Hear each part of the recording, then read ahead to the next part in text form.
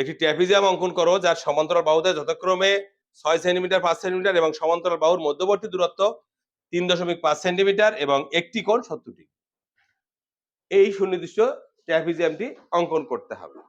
ঠিক আছে, তাহলে আমরা এই যে তথ্যগুলো দেওয়া আছে এই তথ্যগুলো একটা একটা দিয়ে আমরা ট্র্যাপিজিয়াম অঙ্কন করা দেখি কিভাবে করা যায়।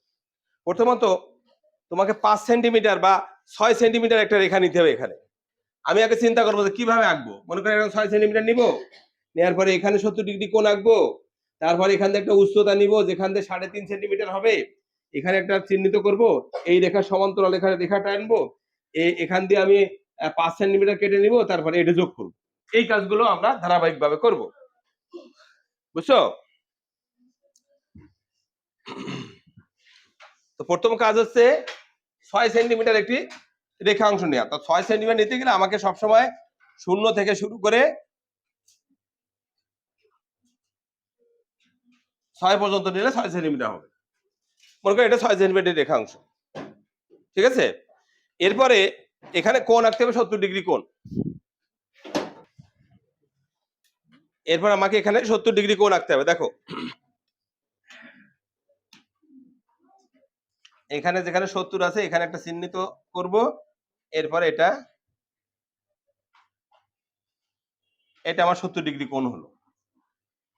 তাহলে প্রথমে 6 সেন্টিমিটারের রেখা অংশ নিলাম, এর প্রান্ত বিন্দুতে 70 ডিগ্রি একটা কোণ আঁকলাম।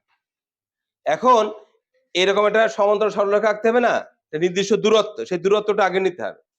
তো যেহেতু লম্ব দূরত্ব বলেছে বা দূরত্ব, সেক্ষেত্রে আমি এখানে একটা লম্ব, যে কোনো বিন্দুতে একটা লম্ব আঁকতে পারি। এর যে কোনো বিন্দুতে একটা লম্ব আঁকবো।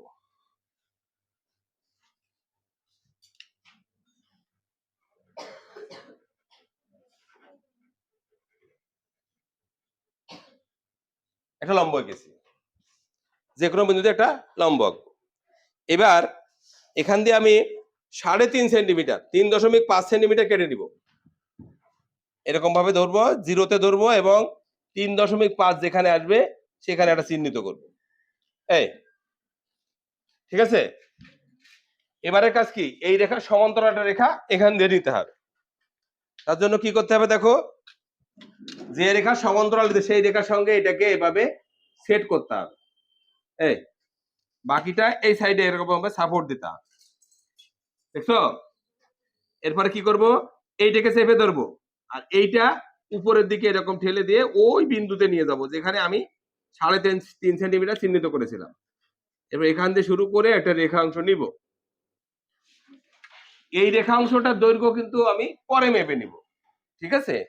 বলতো এটা রেখার দৈর্ঘ্য কত হবে? এটা 6 আর ওটা কত? 5। তো আমি কি করব, এবার এখান দিয়ে 5 সেন্টিমিটার 0 থেকে শুরু করে এই 5 পর্যন্ত এখানে 5 সেন্টিমিটার কেটে নিব। কেটে নেওয়ার পরে এই দুটো বিন্দু আমি যোগ করে দিব, তাহলে আমার সুনির্দিষ্ট ট্র্যাপিজিয়াম অঙ্কিত হবে।